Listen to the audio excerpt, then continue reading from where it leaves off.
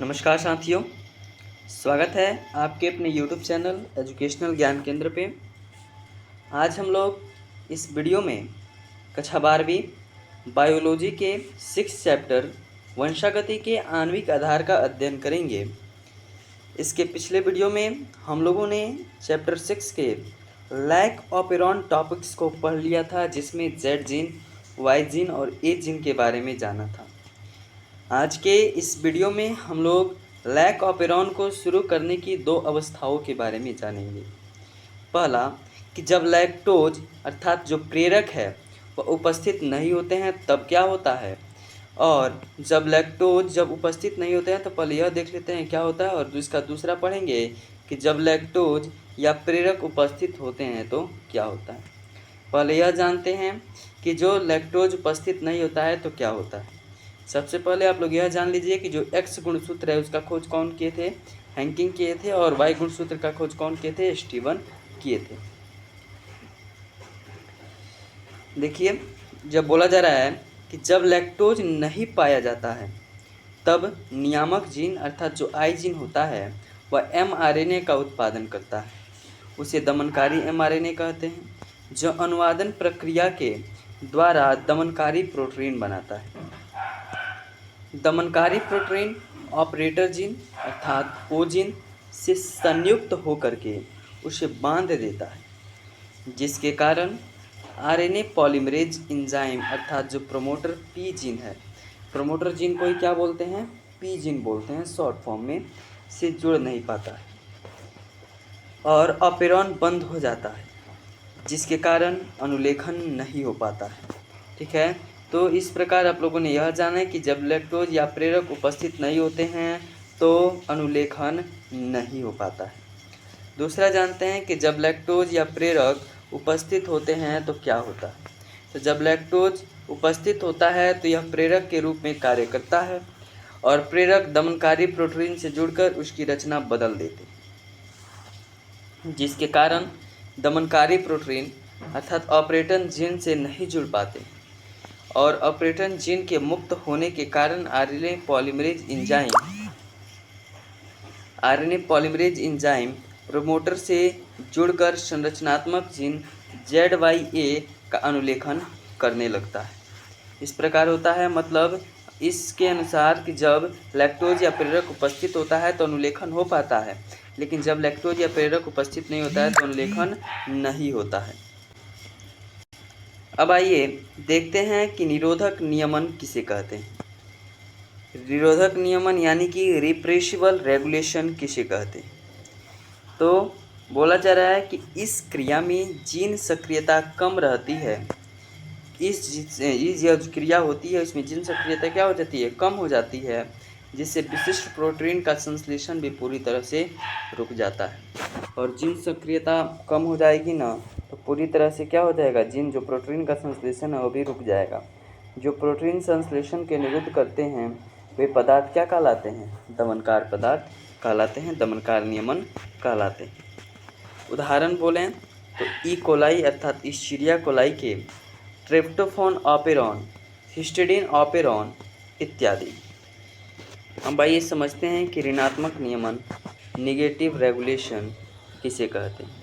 जब बोला जा रहा है कि जब कोई निरोधक mRNA का अनुलेखन की प्रक्रिया को आरंभ नहीं होने देता है, जब कोई निरोधक जो है mRNA की अनुलेखन की प्रक्रिया को आरंभ नहीं होने देता है उसे क्या कहते हैं, ऋणात्मक नियमन कहते हैं। जैसे लैक ऑपेरॉन, कि जब कोई निरोधक mRNA की अनुलेखन की प्रक्रिया को आरंभ नहीं होने दे उसे क्या कहेंगे, ऋणात्मक नियमन, जैसे कि लैक ऑपेरॉन होता है।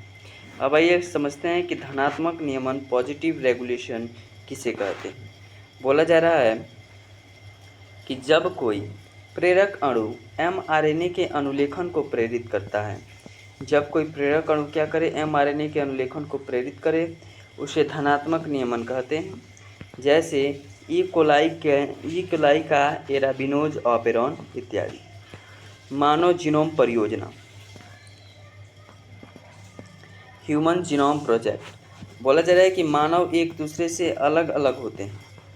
मानव जीनोम परियोजना, ह्यूमन जीनोम प्रोजेक्ट काफ़ी महत्वपूर्ण प्रश्न है। बोला जा रहा है कि जो मानव होते हैं, मनुष्य होते हैं, वह एक दूसरे से अलग अलग होते हैं। उनमें जीन अलग अलग, मतलब वे एक दूसरे से अलग अलग दिखते हैं। यह भिन्नता उनके आनुवंशिक पदार्थ डीएनए के द्वारा होती है।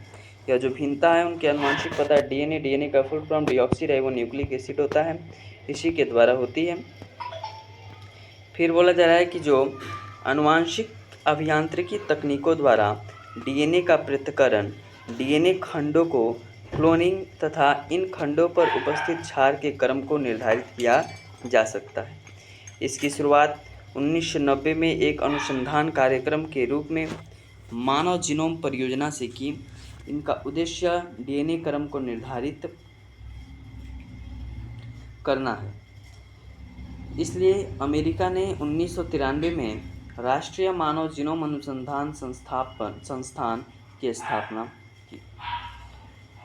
बोला जा रहा है कि मानव जीनोम परियोजना के लक्ष्य क्या है। मानव जीनोम परियोजना है, इसका गोल क्या है, लक्ष्य क्या है। गोल्स ऑफ एचजीपी होता है इसका शॉर्ट फॉर्म मानव जीनोम परियोजना का। बोला जा रहा है कि जो मानव के डीएनए से मिलने वाले लगभग 20,000 से 25,000 जीनों के बारे में जानकारी लगाना। जो मानव जीनोम परियोजना का लक्ष्य क्या है कि मानव में डीएनए से मिलने वाले लगभग 20,000 से लेकर के 25,000 जीनों के बारे में जानकारी को एकत्रित करना, उसके बारे में पता लगाना। दूसरा कि मानव डीएनए को बनाने वाले 3 बिलियन रासायनिक क्षार युग्म के अनुक्रमण को निर्धारित करना। बोला जा रहा है कि जो मानव डीएनए को जो बनाने वाले 3 बिलियन रासायनिक क्षार होते हैं, उसके युग्म के अनुक्रम को क्या करना, निर्धारित करना। ऊपर दिए गए जानकारी को आंकड़ों में संग्रहित करना और योजना द्वारा उठने वाले कानूनी, नैतिक, सामाजिक मुद्दों के बारे में सोचना। फिर बोला जा रहा है कि कार्य प्रणाली मेथाडोलॉजिस किसे कहते हैं। तो बोला जा रहा है कि जो मानव जीनोम की कार्य प्रणाली 2 विधियों के द्वारा होती है। जो मानव जीनोम की जो कार्य प्रणाली होती है वह कितने विधियों के द्वारा, 2 विधियों के द्वारा होती है। पहला व्यक्त अनुक्रम हुड्डी, एक्सप्रेस्ड सीक्वेंस टैग्स, जिसे ESTS भी कहते हैं। बोला जा रहा है कि जो आरएनए के रूप में जो व्यक्त होते हैं उन सभी जीनों की पहचान करना व्यक्त अनुक्रम हुड्डी कहलाता है। दूसरा होता है अनुक्रमण टिप्पण, सीक्वेंस एनोटेशंस। ये बोला जा रहा है कि इस विधि में श्वेत रुधिर कणिकाओं से डीएनए प्राप्त किया जाता है। इसमें संपूर्ण जीनोम कोडेड, नॉन कोडेड होता है। इसकी क्रियाविधि क्या है, निम्नवत है। इसकी क्रियाविधि देखेंगे। बोला जा रहा है कि जो कोशिका के डीएनए को अलग करके छोटे छोटे खंडों में विभाजित करना। दूसरा, इसके बाद छोटे डीएनए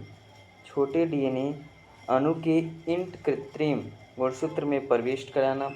डीएनए खंडों को जीवाणु प्लाज्मिड से जोड़ने की प्रक्रिया को क्लोनिंग कहते हैं और डीएनए की प्रतियों को प्राप्त करने के लिए PCR पॉलीमर चेन रिएक्शन का प्रयोग किया जाता है।